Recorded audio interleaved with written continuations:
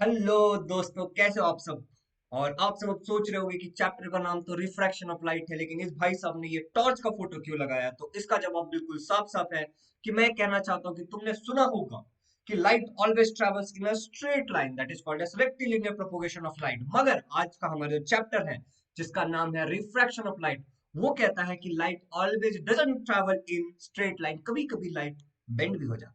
तो चलिए शुरू करते हैं एक नया चैप्टर, रिफ्रैक्शन ऑफ लाइट, और ये है फिजिक्स फ्रॉम साइंस वन का रिवीजन सीरीज। इसके साथ हम एक्सरसाइज के क्वेश्चंस भी सॉल्व करते हैं, लेकिन वो कब होता है? वो 7 बजे होगा, आज ही होगा। अगर तुम रिकॉर्डेड देखोगे तो कभी भी देख लेना, कोई दिक्कत नहीं है। 100% फ्री है वो क्लास। आपको ये कोड यूज करना है, शुभम 0011। नीचे नीचे डिस्क्रिप्शन में लिंक है, यहाँ पे लिखा हुआ है। तो बिना किसी टाइम पास के चलो रिफ्रैक्शन ऑफ लाइट को समझ लेते हैं। अच्छा भाई साहब, अभी एक इंपॉर्टेंट बात बात हो रही है रिफ्रैक्शन ऑफ लाइट की। अब देखो सीन कैसा है ना, कि हमने क्या बोला, light travels in a straight line. अभी देखो ये जो लाइट है स्ट्रेट लाइन में ट्रेवल कर रहा है इन वन मटेरियल, किसी एक material, but it changes the direction if medium changes. जैसे कि ये लाइट यहां से ऐसे ऐसे ऐसे ऐसे जा रहा है, ठीक है। अब यहाँ पे एयर है, यहाँ पे क्या है बताओ, एयर है। जैसे ही ये लाइट ये ग्लास में जाएगा, ग्लास स्लैब में जाएगा, ये लाइट ऐसे बेंड हो जाएगा। अच्छा, नॉर्मली इस लाइट को कहाँ जाना चाहिए था? देखो मैं बताता हूँ आपको।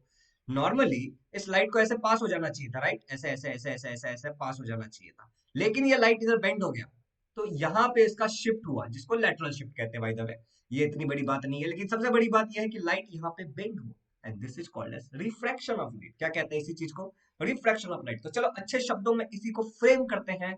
तो रिफ्रैक्शन ऑफ लाइट का मतलब क्या होगा? Light changes its direction, light अपना डायरेक्शन चेंज कर लेता है, being going from one transparent medium to another transparent medium, एक ट्रांसपेरेंट मीडियम से दूसरे ट्रांसपेरेंट मीडियम में। This is called as reflection of light. जैसे कि अगर आप यहाँ पे ये वाला फोटो देख पा रहे हो, तो इसमें एक पेंसिल रखा हुआ है, ये ग्लास में। अब ये पेंसिल हालांकि टूटा नहीं है, लेकिन तुम्हें लग रहा होगा कि ये पेंसिल टूट गया है। ऐसा नहीं है, ठीक है।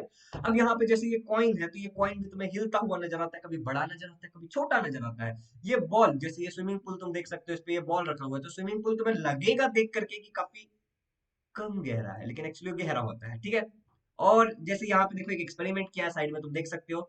एक पेपर लिया है जिसपे दोनों लाइन इस तरह है, लेकिन उसको अगर ग्लास के सामने लाते हैं तो तुम्हें एक लाइन उल्टा दिखता है। ये सब क्यों हो रहा है? लाइट अपना डायरेक्शन चेंज कर लेता है, रिफ्रैक्शन ऑफ लाइट के कारण। डेफिनेशन यहाँ पे लिखा हुआ है, इसको याद कर लो। आगे बढ़े। अब देखो, होता क्यों है सर ऐसा, ऐसा होता क्यों है? देखो बहुत लंबा चौड़ा सा रीजन हो सकता है, मैं तुम्हें सिंपल वाला रीजन बताता हूँ। Changes in the speed of light causes light ray to bend. ऐसा क्यों होता है? लाइट के स्पीड में चेंज हो जाता है। जैसे एक लाइट जो है, उसके एयर में जो उसका स्पीड है, ब्रूम ब्रूम, उसका जो स्पीड है वो है 3 × 10⁸ मीटर पर सेकेंड। स्पीड की बात हो रही है तो सेकंड स्क्वायर नहीं होगा, एक्सेलरेशन में ये स्पीड है, ठीक है, एयर में। वही उसका जो ग्लास में जो स्पीड है, 2 × 10⁸मीटर पर सेकेंड। तो देखो ना, दोनों के स्पीड में चेंजेस है ना, तो ये स्पीड में चेंज होने के कारण ये क्या होता है, थोड़ा सा बेंड हो जाता है, थोड़ा स्लो हो जाता है और बेंड हो जाता है। और भी ज्यादा ऊपर जाके हम कुछ कुछ समझ सकते हैं, लेकिन अभी 10th स्टैंडर्ड के लिए इतना काफी है। ओके, और रिवीजन सीरीज के लिए तो इतना बहुत है। तो बस ये याद रखना, लाइट अपना डायरेक्शन चेंज क्यों होता है? स्पीड अलग अलग मटेरियल में लाइट की अलग अलग होती है। चलो अब आगे बढ़ते हैं। अब देखो, कुछ इंपॉर्टेंट चीजें तुम्हें समझा रहा हूं मैं, ठीक है। ये जो तुम्हारा एक लाइट आ रहा है, ये ग्लास स्लैब है। सबसे पहले ये क्या है बताओ? एक ग्लास स्लैब है। अभी ध्यान से देखना, ये ग्लास स्लैब में ऊपर से एक रे ऑफ लाइट आ रहा है। जो रे ऑफ लाइट आ रहा है उसको बोलते हैं इंसिडेंट रे। क्या कहते हैं उसको? Very good, incident ray. अब ये यहाँ पे टिम टिम टिम टिम टिम टिम दिख रहा है तुम्हें, इसको नॉर्मल कहते हैं। ये 90 डिग्री होता है, ठीक है। अब यहाँ पे जो लाइट थोड़ा सा बेंड होके जा रहा है, उसको क्या बोलते हैं? रिफ्रैक्टेड रे। लाइट जो बेंड हो गया ना, उसको कहते हैं रिफ्रैक्टेड रे। और जहां पे ये तीनों मिल रहा है, नॉर्मल, ठीक है, इंसिडेंट रे और रिफ्रैक्टेड रे, जहां पे ये तीनों मिल रहा है, पॉइंट दिख रहा है तुम्हें, पॉइंट, उस पॉइंट को बोलते हैं पॉइंट ऑफ इंसिडेंस। काफी सिंपल है, पॉइंट ऑफ इंसिडेंस। जहां पे ये दो मीडियम सेपरेट हो रहा है और तीनों चीजें एक दूसरे से मिल रही है, उसको बोलते हैं पॉइंट ऑफ इंसिडेंस। काफी सिंपल। अब आगे बढ़ते हैं। नाउ देखो, एंगल ऑफ इंसिडेंस को तुम कैसे डिफाइन करोगे? Angle made by the incident ray, ये तुम्हारा incident ray. Angle made by the incident ray with normal, ये नॉर्मल के साथ, उसको तुम एंगल ऑफ इंसिडेंस बोलोगे, और आई से रिप्रेजेंट करते हो तुम। एंगल ऑफ रिफ्रैक्शन को कैसे डिफाइन करोगे तुम? एंगल मेड बाय रिफ्रैक्टेड रे विद द नॉर्मल, ठीक है, उसको तुम आर से रिप्रेजेंट करते हो और उसको तुम बोलते हो एंगल ऑफ रिफ्रैक्शन। अब इससे ज्यादा सिंपल कुछ हो सकता है? I don't think so. थोड़ा आगे बढ़ते हैं, थोड़ा आगे बढ़ते हैं। लॉज ऑफ रिफ्रैक्शन, अगला जो हमारा टॉपिक है सर, अगला हमारा टॉपिक क्या है? Laws of refraction. देखो, लॉज ऑफ रिफ्रैक्शन काफी इंपॉर्टेंट है, क्योंकि तुम्हारे एग्जाम में ऐसे सवाल पूछे जाते हैं, प्रीवियस ईयर पेपर्स में भी पूछे गए थे। माय गॉड,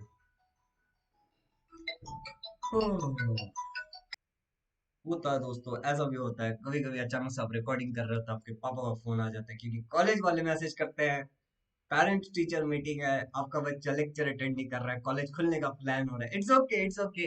चलो अब लॉज ऑफ रिफ्रैक्शन की बात करते हैं। लॉज ऑफ रिफ्रैक्शन बहुत ही इंपॉर्टेंट है, क्योंकि तुम्हारे एग्जाम में पूछा जाता है। लॉज ऑफ रिफ्रैक्शन में जो पहला लॉ है काफी सिंपल है। देखो क्या बोल रहा है, द इंसिडेंट रे, तुम्हें पता है इसको इंसिडेंट रे कहते हैं। द रिफ्रैक्टेड रे, ये वाला ब्लू वाला refracted ray, and the normal, ये जो नॉर्मल है तुम्हारा, एट पॉइंट ऑफ इंसिडेंस, इस पॉइंट पे all the three line same plane, मतलब इंसिडेंट रे, नॉर्मल और रिफ्रैक्टेड रे, तीनों एक ही प्लेन पे है। Are you getting it? ये तीनों एक ही प्लेन पे, देखो ना, ये जो व्हाइट कलर का पेपर डाला है मैंने, सारा का सारा उसी में है, कोई भी चीज बाहर जा रहा है नहीं ना। तो incident ray, the refracted ray and the normal at point of incident on three line same plane, काफी सिंपल। अब दूसरा वाला देखो, जिसको स्नेल्स लॉ भी कहते हैं। अब जिन बच्चों को रिफ्रैक्टिव इंडेक्स नहीं समझ में आता है, वो लोग थोड़ा ज्यादा ध्यान देना, क्योंकि यहाँ पे तुम्हें रिफ्रैक्टिव इंडेक्स समझ में आ जाएगा। देखो, द रेशियो ऑफ साइन आई, मतलब ये जो तुम्हारा एंगल ऑफ इंसिडेंस है आई, उसका साइन लोगे। ट्रिग्नोमेट्री पढ़ा है ना तुमने, साइन थीटा कॉस थीटा, तो थीटा की जगह तुम यहाँ पे आई ले रहे हो, समझ रहे हो? The ratio of sine i to sine r is constant. ये क्या होता है? साइन आई को अगर साइन आर से डिवाइड करोगे तो वो कांस्टेंट आएगा। Here i is angle of incidence, r is angle of refraction. अब ये जो तुम्हारा कांस्टेंट आ रहा है, देखो बता रहा हूं, देखो, sine i upon sine r is equal to constant, और इसको आप एन से भी रिप्रेजेंट करते हो, ऐसा एन, इसको म्यू भी लिखा जाता है, ऐसा यू की तरह लिखा जाता है, म्यू। ठीक है, तो it is called as reflective index, इसको क्या कहते हैं? Reflective index. और वही था तुम्हारा Snell's law, the ratio of angle of incidence, sine of angle of incidence to the sine of angle of refraction is constant. यही तुम्हारा स्नेल्स लॉ है, काफी सिंपल। देखो, तो इसको रिफ्लेक्टिव इंडेक्स बोलते हैं। अब एक इंपॉर्टेंट बात समझना, ऊपर में आई है, आई क्या होता है? Angle of incidence. तो जब एक लाइट की रे आएगी, रिफ्लेक्टिव इंडेक्स को कुछ इस तरीके से भी डिफाइन कर सकते हो तुम, कि एक रे ऑफ लाइट यहाँ पे आ रही है तो उसकी कुछ स्पीड होगी। तो velocity of light in incident medium, ये कितने स्पीड से आ रही है? Velocity of light in incident medium divide by velocity of light in reflected medium, यहाँ पे एंगल आर है, तो ये एंगल आर जो है, ये यहाँ पे लाइट की कुछ स्पीड होगी, इसको रिफ्लेक्टिव इंडेक्स कहते हैं। ये एन को तुम इस तरीके से भी डिफाइन कर सकते हो। अगर तुम्हें समझ नहीं आया तो देखो, अब तुम्हें सब कुछ समझ में आ जाएगा। देखो, एक रे ऑफ लाइट आ रहा है, यहाँ पे इंसिडेंट रे आ रहा है, वो कौन सा है? Incident medium. ये बाहर जो एयर है, ये इंसिडेंट मीडियम है। एयर क्या है तुम्हारा? इंसिडेंट मीडियम है, और उसको मीडियम वन भी बोल सकते हो तुम। और यहाँ पे तुम्हारा रे ऑफ लाइट आ रहा है, तो उसकी वेलोसिटी वन ले ली मैंने, ठीक है। अब यहाँ पे ये रिफ्रेक्टेड मीडियम, मीडियम तो क्या है तुम्हारा? ग्लास है। यहाँ पे तुम्हारा लाइट रिफ्रैक्ट होके जा रहा है, और मान लो उसकी वेलोसिटी v2 है। तो अब मैं लिख सकता हूँ कि velocity of light in incident medium upon velocity of light in refracted medium is equal to refractive index is equal to constant. और मैं ऐसा लिख सकता हूँ, velocity of light in incident medium मैंने क्या लिया है? v1 लिया है। Velocity of light in refracted medium मैंने क्या लिया है? v2 लिया है। तो v1 अपॉन v2 मैं लिख सकता हूँ इज इक्वल टू कांस्टेंट। काफी सिंपल है, काफी सिंपल है, कुछ नहीं, बस उसको लिखा है उसी टर्म्स में। यहाँ पे आई की जगह पे v1 लिया है और v2 लिया है, दैट्स इट। अब एक बात ध्यान से सुनो, कभी कभी तुम ऐसे लिखते हो, कभी कभी तुम ऐसे लिखते हो, पढ़ेंगे कैसे? देखो, यहाँ पे पहले टू दिख रहा है, दिख रहा है टू, तो क्या बोलोगे? रिफ्रैक्टिव इंडेक्स, N4 क्या होता है? रिफ्रैक्टिव इंडेक्स दो, तो refractive index of second medium with respect to, ये एन को हम क्या पढ़ेंगे पढ़ने का time? With respect to first medium. भी समझने के लिए बोल रहा हूँ, ठीक है? वरना कुछ ज्ञानी लोग आ जाएंगे इधर नीचे कमेंट बॉक्स में और ज्ञान बांटना शुरू कर देंगे। मेरा ये बोलना है कि एग्जाम में याद रहना चाहिए लिखने के लिए, विदाउट कंफ्यूजन, ज्ञान मत बांटो। चलो, यहाँ पे ध्यान दो, ठीक है? Refractive index of second medium with respect to first medium, इसको ऐसे पढ़ेंगे। और अगर यहाँ पे वन है और यहाँ पे टू है तो कैसे पढ़ोगे बताओ? Refractive index of first medium with respect to second medium, काफी simple. Refractive index of second medium with respect to first medium, refractive index of first medium with respect to second medium. लिखते कैसे हैं? ध्यान से सुनना, लिखते कैसे हैं? वहां पे वन है, सबसे पहले वन फिर टू, यहाँ पे टू है तो सबसे पहले टू, यहाँ पे वन, उल्टा लिखते हैं। जैसे यहाँ पे पढ़ते हैं उसका उल्टा लिखते हैं, पहले वन फिर टू, यहाँ पे टू फिर वन, काफी सिंपल। देख लो, कुछ कॉमन सेंस लगा दो। जो यहाँ पे सबसे नजदीक है, सबसे यहाँ पे ऊपर होगा। जो यहाँ पे सबसे नजदीक है तुम्हारे इक्वल टाइम के, वो ऊपर होगा। सिंपल ना? ये काफी सिंपल है। ये अगर तुम्हें आ गया तो तुम न्यूमेरिकल ऐसे चुटकी बजा के सॉल्व कर सकते हो। चुटकी बजा, ज्यादा पावर हो गया, ज्यादा पावर हो गया। ठीक है, कोई बात नहीं। एब्सोल्यूट रिफ्रैक्टिव इंडेक्स की बात करते हैं, काफी सिंपल है। काफी सिंपल है। अगर तुम्हारा जो इंसिडेंट मीडियम या फिर रिफ्रैक्टेड मीडियम, दोनों में से कोई भी एक चीज अगर वैक्यूम है, अगर वैक्यूम है, तो जो तुम्हारा रिफ्रैक्टिव इंडेक्स होता है उसको बोलते हैं एब्सोल्यूट रिफ्रैक्टिव इंडेक्स। देखो क्या लिखा है, for refraction to occur two mediums are required, refraction होने के लिए दो मीडियम चाहिए होता है, and if any one of two, इन दोनों में से कोई भी एक, ठीक है, इज वैक्यूम, अगर वैक्यूम है, then it is called as absolute refractive index. उसको क्या कहते हैं, एब्सोल्यूट रिफ्रैक्टिव इंडेक्स। काफी सिंपल, काफी सिंपल, इससे ज्यादा सिंपल कुछ होता ही नहीं दुनिया में। चलो आगे बढ़ते हैं। जैसे यहाँ पे देख लो, इंसिडेंट मीडियम वैक्यूम है, दूसरा ग्लास है, तो एक मीडियम यहाँ पे वैक्यूम है, तो इसको हम क्या बोलेंगे, क्या बोलेंगे, इसको बताओ क्या बोलेंगे। Yes, absolute refractive index. अब ये न्यूमेरिकल सॉल्व करने के टाइम काम आएगा। ठीक है, जहां भी तुम्हें दिखे find the absolute refractive index, समझ जाना कि एक मीडियम क्या है, बिल्कुल वैक्यूम है। चलो आगे बढ़ते हैं, वैक्यूम की स्पेलिंग भी देख लो, VACCUM। अब अगर मैंने गलत लिखा हो तो मुझे बता देना, ठीक है। चलो, अभी एक इंपॉर्टेंट बात, behaviour of light when it passes through one medium to another, when a ray of light passes from rarer medium to denser medium. अगर तुम्हारा लाइट, ये ऊपर क्या है, रेयरर मीडियम है, ये डेंसर मीडियम है, it bend towards the normal, वो किधर जाएगा, नॉर्मल की तरफ जाएगा। रेयरर से डेंसर जाएगा तो नॉर्मल की तरफ जाएगा। रेयर मीडियम मतलब क्या होता है, जहां पे पार्टिकल्स बहुत दूर दूर दूर दूर दूर दूर फैले हुए। डेंसर मतलब क्या होता है, जहां पे पार्टिकल्स बहुत नजदीक नजदीक नजदीक नजदीक है, उसको डेंसर मीडियम बोलते हैं। अगर तुम्हारा रे ऑफ लाइट रेयरर से डेंसर की तरफ जा रहा है तो नॉर्मल की तरफ जाएगा। समझ रहे हो।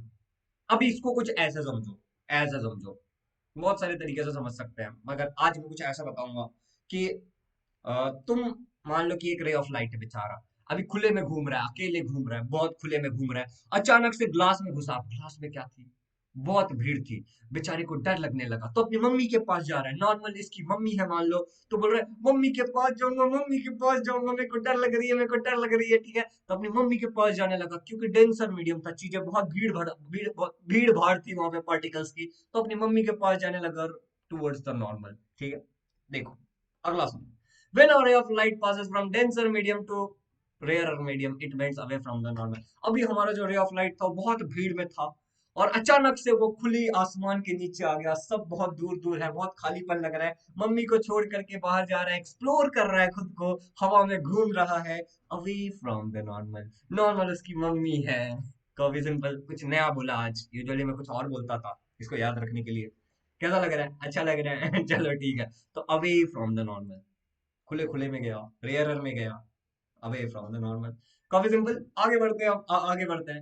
When a ray of light is incident normally at the boundary between two medium, अगर ये सीधा सीधा आ रहा है, नॉर्मली आ रहा है, it doesn't change the direction and doesn't get reflected, direction change नहीं होता है। अरे वेटिंग इट, बेचारी की मम्मी थी ही नहीं, ठीक है, तो बेचारा अकेले ही था, अकेला ही रह गया। ऐसे बोलते हैं, नहीं बोलते ऐसे, ठीक है, गलत बात है ये, ठीक है, बस ये वाला सिंपल है, तुम्हें याद रहेगा। चलो आगे बढ़ते हैं, थोड़ा बाल वाल देख लेते हैं, सही है। रिकॉर्डिंग रिकॉर्डिंग भी हो रही है, 13 मिनट की रिकॉर्डिंग हो गई है, काफी सारी चीजें हमने ऑलरेडी रिकॉर्ड कर लिया, मुझे लगता है कि ये चैप्टर हम 30-40 मिनट में खत्म कर देंगे। आजकल चैप्टर्स बहुत जल्दी खत्म हो रहे हैं, दैट डजंट मीन कि हम अच्छा नहीं पढ़ा रहे हैं, हम बहुत अच्छा पढ़ा रहे हैं, ठीक है, मुझे तो ऐसा लग रहा है। तुम्हें क्या लगता है कि अच्छा पढ़ा रहे हैं कि नहीं पढ़ा रहे, नीचे कमेंट करके जरूर बताना।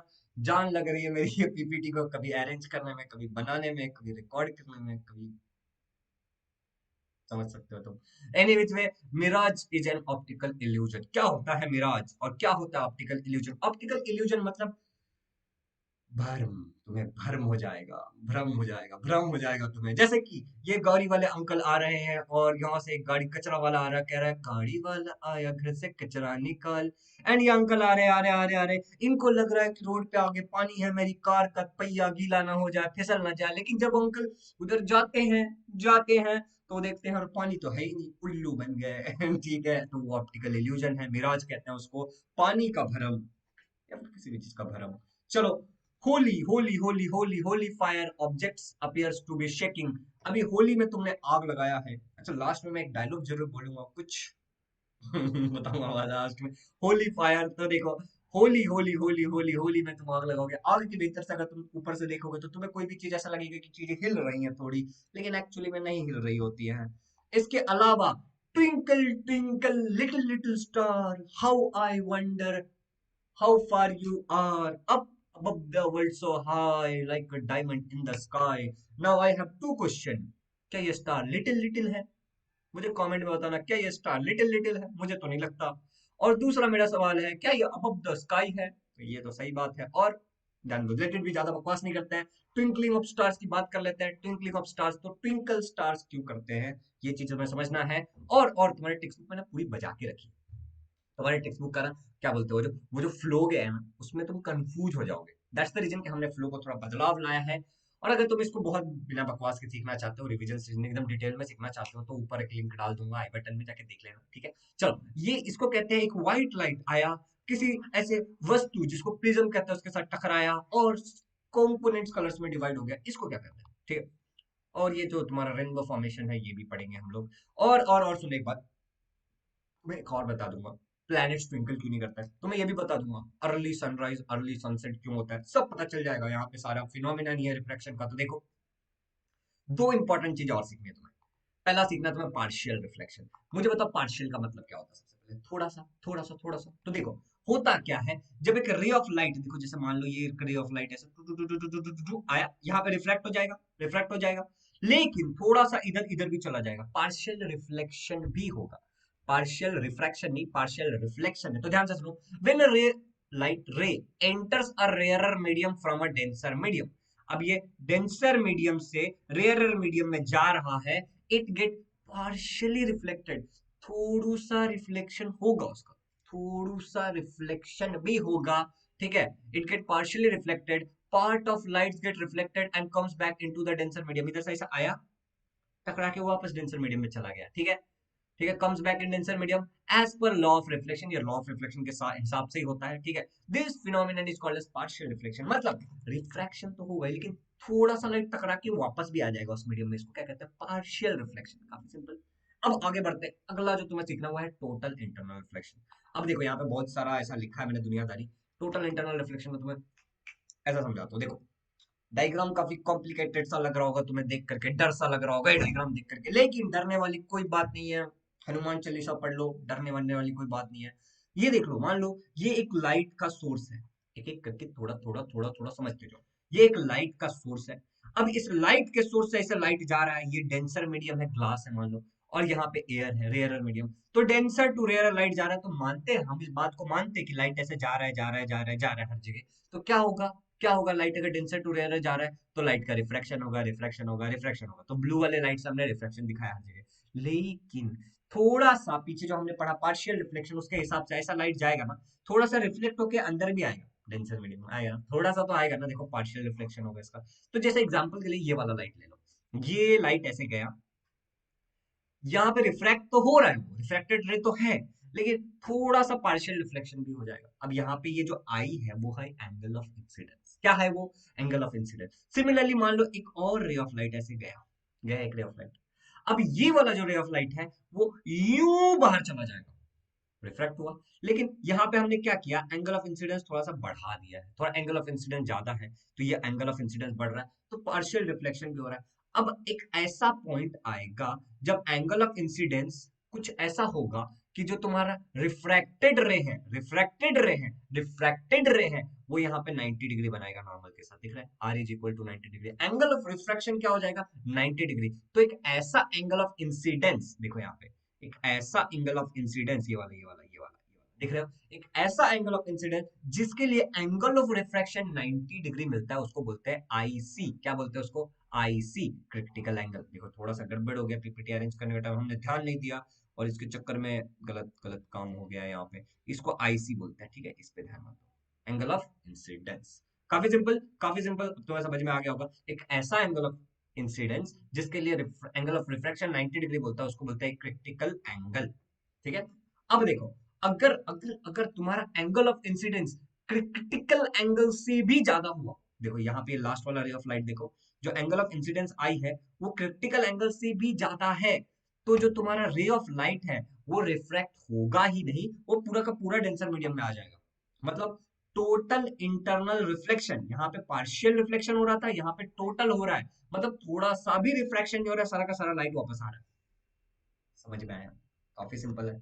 अगर angle of incidence critical angle से भी ज्यादा होगा तो टोटल इंटरनल रिफ्लेक्शन होगा, थोड़ा सा भी लाइट रिफ्लेक्ट नहीं होगा, ठीक है। अब देखो इसको वर्ड्स में कैसे बोलोगे तुम, for a particular value of I angle of incidence the value of R angle of refraction becomes 90 degree, angle of incidence एक ऐसा होता है जहां पे एंगल ऑफ रिफ्रैक्शन 90 डिग्री हो जाता है। This value is called as critical angle. इसी वैल्यू को तुम क्या कहते हो? क्रिटिकल एंगल बोलते हो। ठीक है, क्रिटिकल एंगल समझ में आ गया तुम्हें?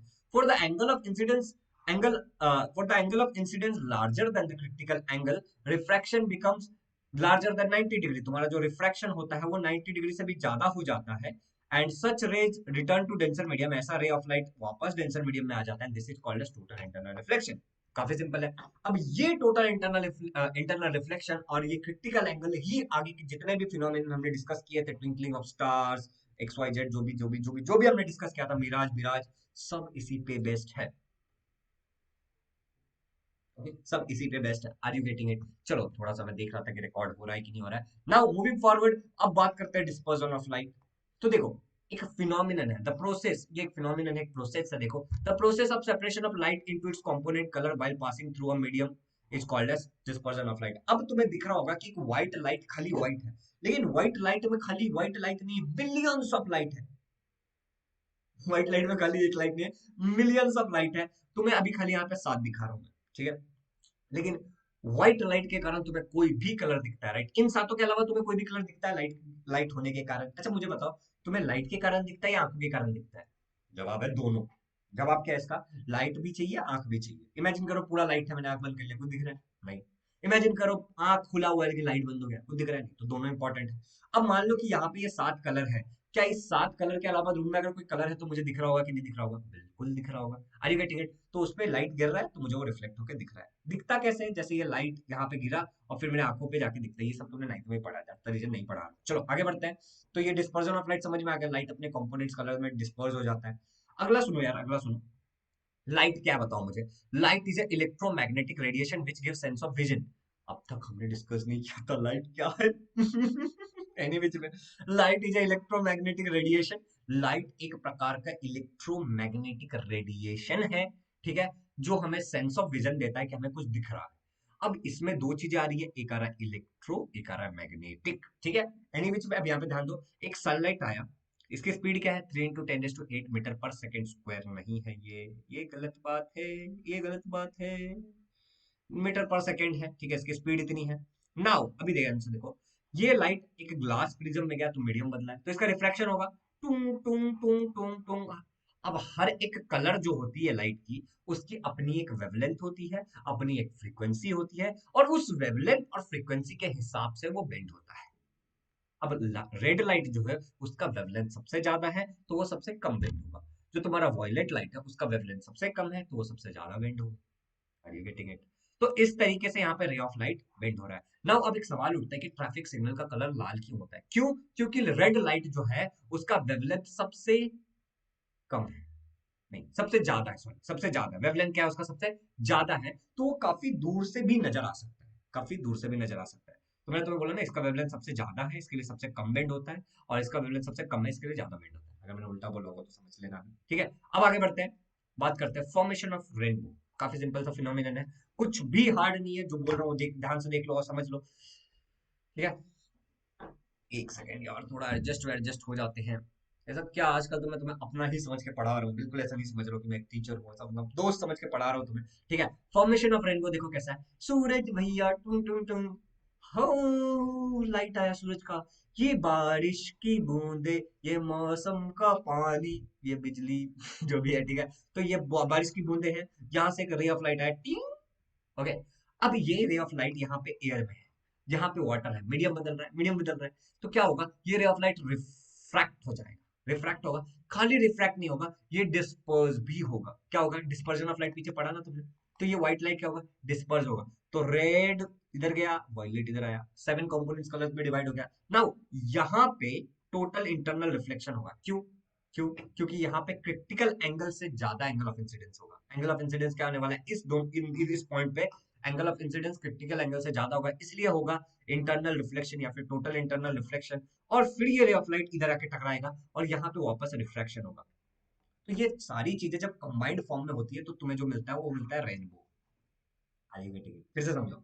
एक बार रिफ्रैक्शन, एक बार टोटल इंटरनल रिफ्लेक्शन, और फिर से एक बार रिफ्रैक्शन, जब ये तीनों चीजें हुई तो तुम्हें क्या मिला? रेनबो मिला। काफी सिंपल। कैसे लिखोगे? जो मैं हिंदी में बोल रहा हूँ तुम इंग्लिश में लिख लेना। सूरज है, पानी है, सब हो रहा है, बारिश हो रही है, और अचानक से एक बारिश की बूंद में एक रे ऑफ लाइट जाता है, और उसका हो जाता है रिफ्रैक्शन और डिस्पर्जन साथ में होता है। यहाँ पे रिफ्रैक्शन और डिस्पर्जन साथ में हो रहा है, ठीक है। रिफ्रैक्शन और डिस्पर्जन साथ में हो रहा है, 3 बार बोला, ठीक है। तो ये रिफ्रैक्ट हो गया और डिस्पर्स हो गया अपने कॉम्पोनेंट्स कलर में। फिर दूसरे जगह पे उसका होता है टोटल इंटरनल रिफ्लेक्शन, और उसके बाद इसका फिर से होता है एक बार रिफ्रैक्शन, और ये हमें मिल जाता है। तो इसमें कितने फिनोमिनन हुए बताओ? 2 बार रिफ्रैक्शन हुआ, एक बार डिस्पर्जन हुआ, और एक बार टोटल इंटरनल रिफ्लेक्शन हुआ। Refraction, refraction, dispersion, total internal reflection, कितना हुआ? यहाँ पे एक बार रिफ्रैक्शन, और यहाँ पे देखो इस पॉइंट पे क्या हुआ, लिख दूं क्या? लिख दूं, एक बार लिख ही देता हूँ, चलो। इस पॉइंट पे इस पॉइंट पे एक बार रिफ्रैक्शन हुआ है, ठीक है। रिफ्रैक्शन हुआ है और डिस्पर्जन हुआ है, ठीक है। डिस्पर्जन हुआ है। इस पॉइंट पे टोटल इंटरनल रिफ्लेक्शन दिख ही रहा है तुम्हें, और इस पॉइंट पे टोटल इंटरनल रिफ्रैक्शन हुआ है, ठीक है। तो क्या हुआ देख लो, अब तुम देख लो, आप आगे नहीं बढ़ेंगे, चलो अब पीछे जाते हैं, आगे जाते हैं ना। मिराज की बात करते हैं, मिराज की बात करते हैं, किधर गया रे भैया, इधर है। अब मिराज की बात करते हैं। देखो, मान लो रेगिस्तान है, खूबसूरत सा रेगिस्तान है, और वहां पे कोई तो घूमने गया है, और वहां पे रेगिस्तान में जब ये सूरज भैया ऊपर होते हैं, हमारे सूरज भैया काफी क्यूट है वैसे, तो ये पूरा जमीन है, जमीन, और ये जमीन काफी गर्म गर्म सा होता है। नीचे जमीन कैसा होता है? गर्म होता है। उसके ऊपर थोड़ा सा वार्म होता है, उसके ऊपर ठंडा होता है, उसके ऊपर एकदम ठंडा होता है, मतलब बर्फ कर रहे हो तुम, ठीक है। तो जमीन नीचे काफी गर्म होता है। जब कोई भी चीज गर्म होती है तो उसकी डेंसिटी ज्यादा होती है, पार्टिकल्स डेंसिटी कम होती है, डेंसिटी कम होती है, रेयरर होता है, डेंसिटी कम होती है। क्यों? अगर कोई भी चीज गर्म है तो जो उसके अंदर की जो पार्टिकल्स हो काफी दूर दूर दूर दूर दूर दूर होंगे, तो डेंसिटी काफी कम होगी, मतलब यहाँ पे रेयरर मीडियम है। ऊपर जैसे जैसे पार्टिकल्स ठंडे होते जाएंगे तो पास में आते जाएंगे, तो डेंसिटी बढ़ती जाएगी। तो नीचे से ऊपर डेंसिटी बढ़ रही है, ठीक है। तो देखो, नीचे रेयरर मीडियम है, ऊपर डेंसर मीडियम है, नीचे गर्म है, ऊपर ठंडा है, और कूलनेस बढ़ता जा रहा है। अब क्या होता है, देखो यहाँ पे सूरज से एक रे ऑफ लाइट आया, ये बादल है ना, बादल, बादल, बादल से वो रे ऑफ लाइट रिफ्लेक्ट होके आ रहा है। यहाँ पे थोड़ा ज्यादा ठंडा है, यहाँ पे उसे थोड़ा कम ठंडा है, ठीक है। तो यहाँ पे थोड़ा सा मीडियम का चेंजेस आ रहा है, ठीक है, मीडियम थोड़ा सा चेंज हो रहा है। तो ये रे ऑफ लाइट क्या हो रहा है, इधर जा रहा है। अब बाय द वे ऊपर डेंसर है, इधर इधर ज्यादा डेंसर है, इधर कम डेंसर है, मतलब बोल सकते हैं ऊपर का डेंसर है, नीचे का रेयरर है, ठीक है। तो ऐसे जैसे जैसे डेंसिटी घटते जा रही है, तो ये क्या हो रहा है, कहाँ से आ रहा है ये? ये आ रहा है तुम्हारा डेंसर टू रेयरर। तो डेंसर टू रेयरर जाएगा तो तुम्हें पता है क्या होता है, denser to rarer, away from the normal, ठीक है। तो अवे फ्रॉम द नॉर्मल जा रहा है, यहाँ पे भी अवे फ्रॉम द नॉर्मल जा रहा है। ऐसे करते करते करते करते यहाँ पे पॉइंट आएगा जब टोटल इंटरनल रिफ्लेक्शन होगा, ठीक है। टोटल इंटरनल रिफ्लेक्शन होगा, और सारा का सारा रे ऑफ लाइट इसके आंखों में चला जाएगा, ठीक है। सारा का सारा रे ऑफ लाइट इसके आंखों में जाएगा, और इस बंदे को यहाँ पे फिर इस पॉइंट पे क्या दिखेगा? जो ये बादल है ना, ये बादल का इसको क्या दिखेगा? रिफ्लेक्शन दिखेगा, और इसको लगेगा कि पानी है। अरे गेटिंग इट, काफी सिंपल था। बादल का रिफ्लेक्शन दिखेगा और इसको लगेगा पानी है। मुद्दा समझो, सुनो।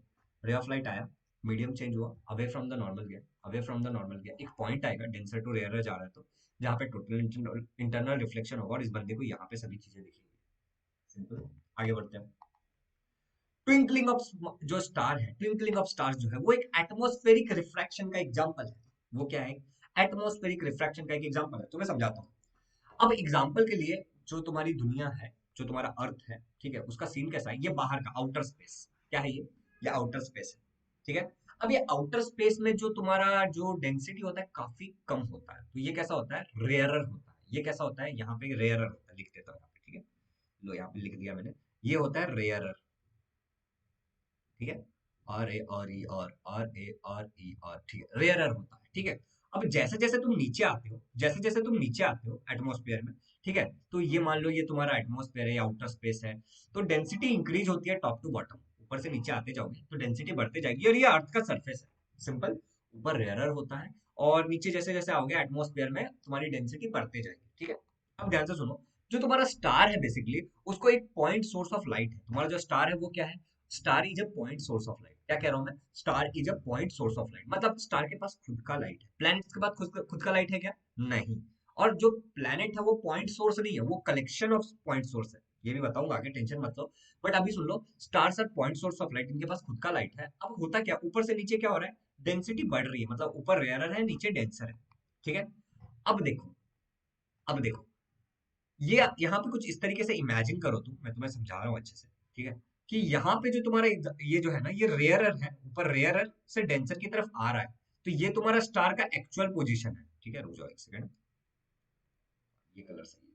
ये जो तुम्हारा स्टार है ना, इसका ये एक्चुअल पोजीशन है, ठीक है। और ये रे ऑफ लाइट ऐसे ऐसे आके यहाँ पे हर मीडियम पे थोड़ा थोड़ा बेंड होगा। क्यों बेंड होगा यहाँ पे देखो, क्योंकि ये रेयरर टू डेंसर आ रहा है, रेयरर टू डेंसर आ रहा है, ठीक है। रेयरर टू डेंसर आ रहा है तो टूवर्ड्स द नॉर्मल जाएगा। कहाँ जाएगा ये?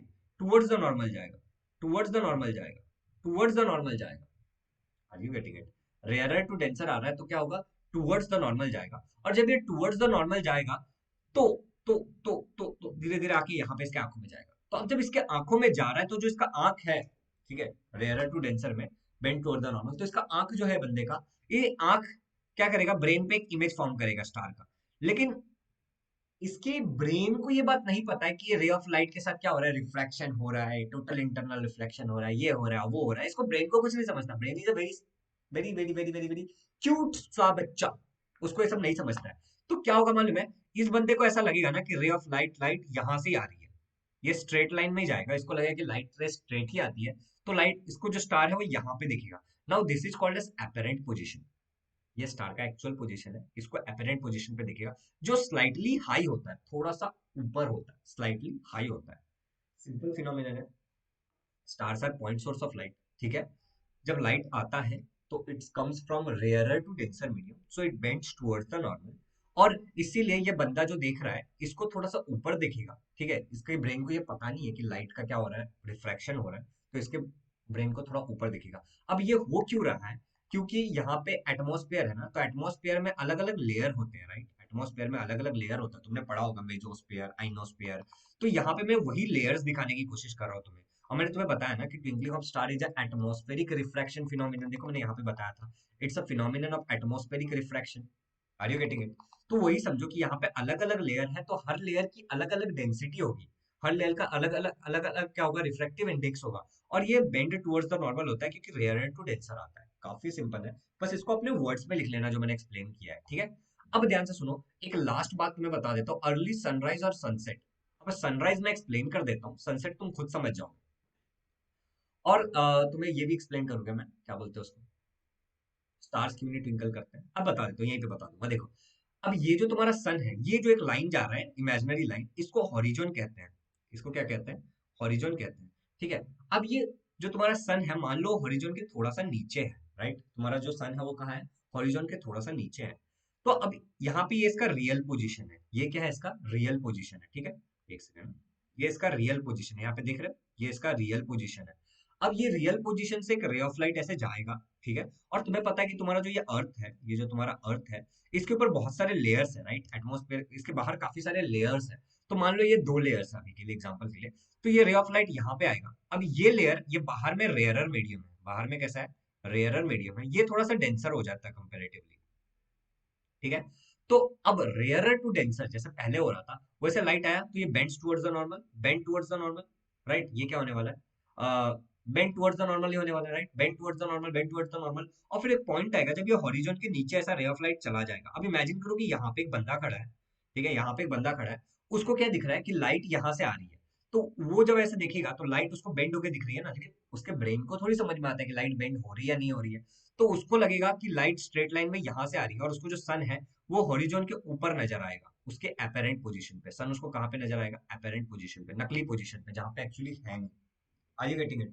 तो जैसे ट्विंकलिंग ऑफ स्टार में हुआ, सेम, बस इतना ही है कि लाइट रे बेंड होता है, हमारे ब्रेन को नहीं समझ में आता है, बस, ठीक है। इसके लिए हमें वो रियल की जगह एपेरेंट पोजीशन पे दिखता है। काफी सिंपल है। इसी तरीके से सनसेट में क्या होगा? सन तुम्हारा यहाँ पे होगा, ठीक है, यहाँ पे होगा। और फिर यहाँ पे दिखेगा, below the horizon, above the horizon, खाली वही होने वाला है और कुछ नहीं, ठीक है। अब यहाँ पे ध्यान से सुनो, अभी कुछ इंपॉर्टेंट बात है। एक लास्ट चीज रहेगी कि तुम्हें, ये जो तुम्हारा प्लैनेट्स है ये क्यों नहीं ट्विंकल करता है? अब देखो, stars were point source of light, right. Stars were point source of light, and planets are collection of point source. Stars के पास खुद का लाइट था, इसके पास अपना लाइट नहीं है, ठीक है। तो बेसिकली कैसा होता है, मान लो कि हम अर्थ पे हैं और यहाँ पे कोई दूसरा प्लैनेट है, ठीक है, यहाँ पे कोई दूसरा प्लैनेट है। Now imagine it like this, अब इसको इस तरीके से समझो कि यहाँ से भी अपना जो सूरज है, मान लो यहाँ पे अपना जो सूरज है, ये सूरज यहाँ पे मान लो की बार अपना सूरज यहाँ पे है, ठीक है। तो ठीक है, यहाँ पे काफी सारा लाइट आ रहा होगा, यहाँ से भी ऐसा लाइट आ रहा होगा, लेकिन बहुत सारे लाइट आ रहे होंगे, राइट। बहुत सारे लाइट आ रहे होंगे यहाँ पे, बहुत सारे लाइट आ रहे होंगे, राइट। अब ये सारे लाइट भी यहाँ पे रिफ्रैक्ट हो रहा है, यहाँ पे रिफ्रैक्ट हो रहा है, लेकिन क्योंकि वो कलेक्शन ऑफ लाइट है तो ये तुम्हें ट्विंकलिंग नजर नहीं आएगा। क्योंकि वो कलेक्शन ऑफ लाइट है तो तुम्हें ट्विंकलिंग नजर नहीं आएगा। बेसिकली मैंने तुम्हें छोटा छोटा सा एक्सप्लेनेशन दे दिया इन चीजों के बारे में। देखो लेक्चर काफी छोटा है, मैं एक बार देख लेता हूँ कितने मिनट की रिकॉर्डिंग है। It's just a recording of 35 minute. आधे घंटे के अंदर मैंने तुम्हें पूरा चैप्टर एक्सप्लेन कर दिया है। देखो यार हमने हर एक चीज को समझा, ये रिवीजन पर्पस के लिए था तो तुम्हें अच्छे से समझ में आ गया होगा। नाउ आज ही 7 बजे हमारा डिस्कशन होने वाला है एक्सरसाइज क्वेश्चन पे, जिसका लिंक डिस्क्रिप्शन में रहेगा। तुम्हें बस ये कोड यूज करना है, शुभम 0011। अभी ये चैप्टर हो गया खत्म। अगला एक दिन गैप करके तुम्हारा जो चैप्टर आएगा वो लेंसेस आएगा, और उसके बाद तुम्हारा स्पेस मिशन आएगा। Gravitation, heat, effects of electric current, और हाँ इफेक्ट्स ऑफ इलेक्ट्रिक करंट, ये सब ऑलरेडी कवर्ड है, तो वो सब ऊपर के आई बटन में डाल दूंगा, वो सब भी जाके देख लेना। And thank you so much for watching this video, and I hope कि आपको हेल्प मिली होगी। नीचे कमेंट में जरूर बताना कि तुम्हें कैसा लग रहा है ये सीरीज रिवीजन का, क्या हमें केमिस्ट्री के लिए करना चाहिए, एवीएस के लिए करना चाहिए, बायोलॉजी के लिए करना चाहिए, नहीं करना चाहिए। And thank you so much, bye bye, and सबसे इंपॉर्टेंट, कीप स्माइलिंग।